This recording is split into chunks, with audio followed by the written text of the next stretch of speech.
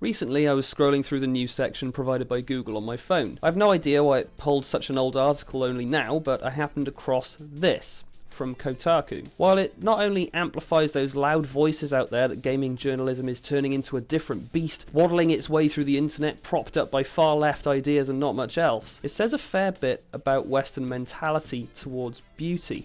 A kind of whiplash effect born out of decades of being hammered by the media with a body beautiful culture that never seems to relent. An attitude in corporate media, it's important to remember, that is damaging to both the psyche of men and women. I won't sit here and suggest to you where to effectively direct your misgivings about a society that unrealistically expects you to be sexy all the time, but I'm pretty sure this article from Cecilia D'Anastasio is directing it in completely the wrong direction. Not only is her work published to the public, who likely feel the same kind of discomfort towards body beautiful culture, but feel more discomfort reading an article that is getting mad at the wrong things. She also has the audacity to throw her ire at the developers of the game, the curators of a series which has built its unmistakable identity over almost 20 years now.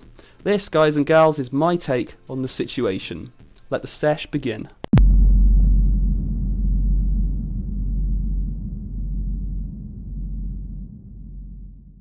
When it comes to artistic expression, the female form is something that has been illustrated with an appreciation of beauty for hundreds and hundreds of years. Sure, the Mona Lisa is the first one to spring to mind, but in retort to Cecilia's complaint that women in games like Soul Calibur 6 are too sexualized, let's take a look at a few more examples.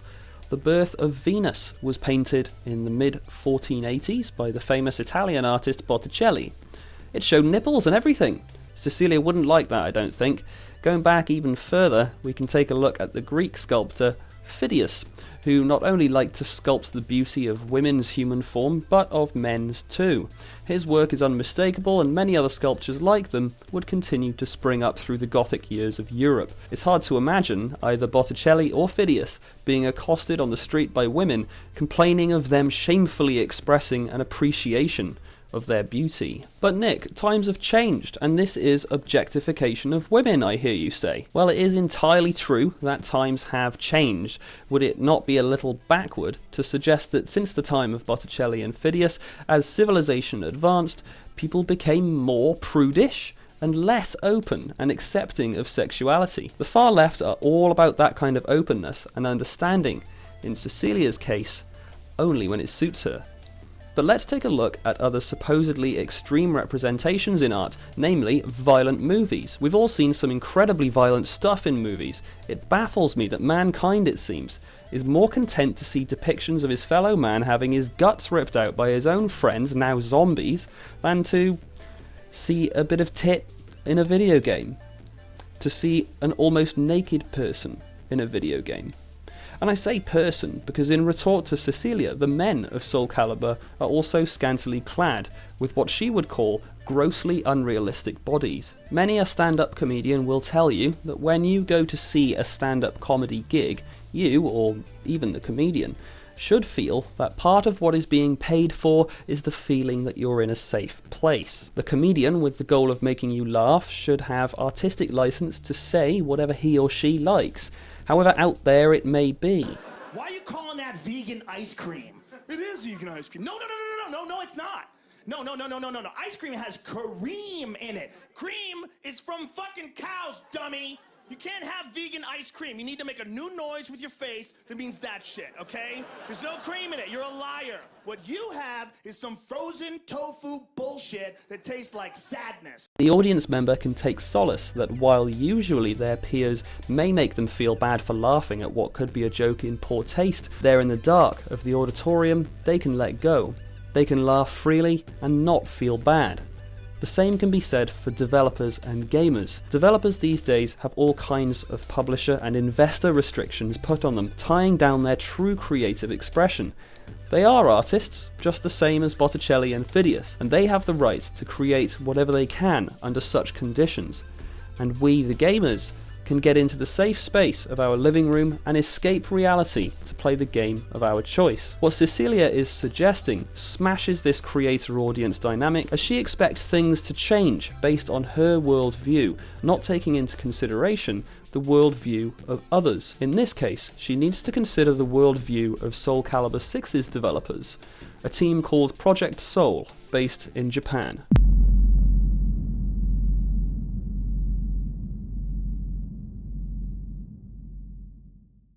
When I started out in the freelance journalism game, as you might know, I ran my own website for 2 years. For the project to measure up to any kind of success, I had to pull myself up by the bootstraps and reach out to a lot of people that I never expected to get back to me, and 90% of them didn't. But one who did was a man by the name of Troy Leavitt. He's worked in the games industry, mostly on Disney's games, since 1997.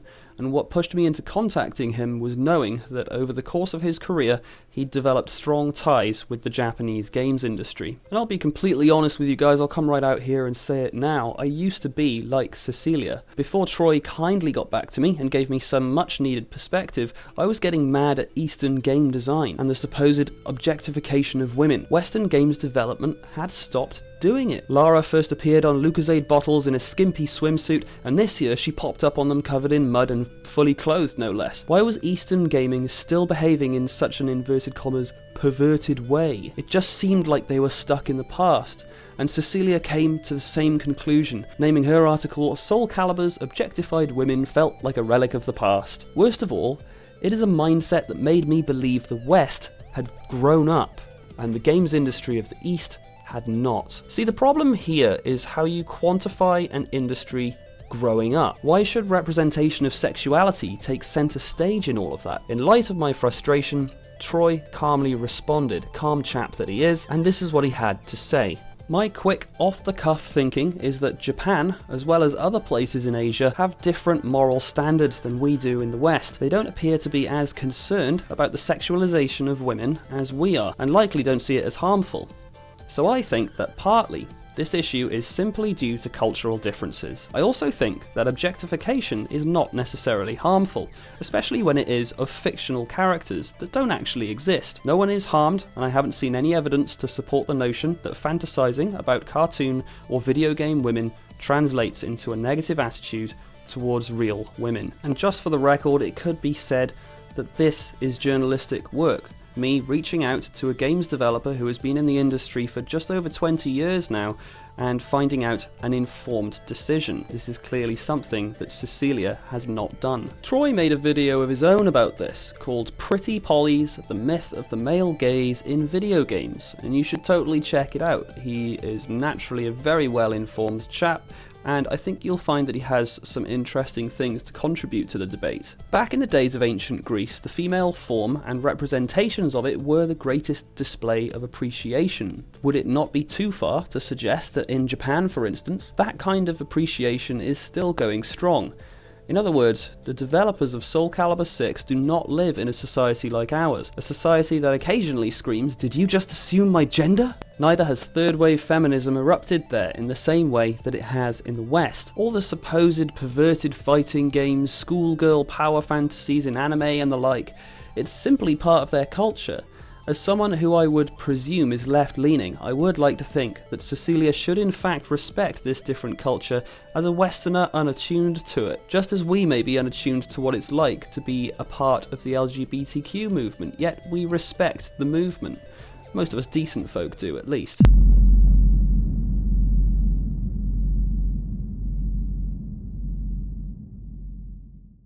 I mentioned earlier that the comedian, artist, games developer should be respected in their craft, and as such allowed to create as they please in a safe space. I also just mentioned how it is really quite disrespectful for Cecilia to suggest an artist change their ways based on her specific worldview. Well, not only did she do that by writing this article, but she also did it by confronting Motohiro Okubo, Soul Calibur's producer. Falsely assuming she would get the upper hand from the get-go, she launched into her interrogation. It's interesting you say you don't set out to be sexy, because Soul Calibur has traditionally had really elaborate breast physics in the game. That doesn't exist for gameplay, of course. She also goes into vivid detail in the article about how Soul Calibur's approach to women in the game is like outdated medicine, like lead paint or cocaine for toothaches. In response, Okubo answers in the only way he can, with honesty. He says, I think as a result the characters end up being sexy, and he expands on this by saying there's a weapon and there's a character designed around it. If it's a massive axe or a sword, naturally it would be a hulky type of male body, and with Ivy we felt her character with the weapon that she wields has a very cold, icy type of feel, which is the very cool beauty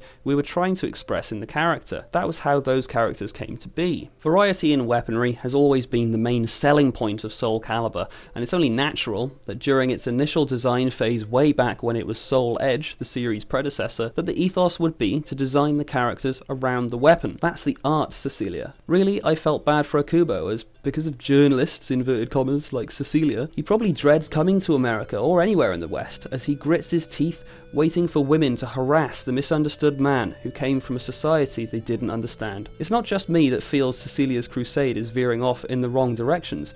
Under this article, the comments section was not kind, and you can check that drama out in the link that I'll put in the description below.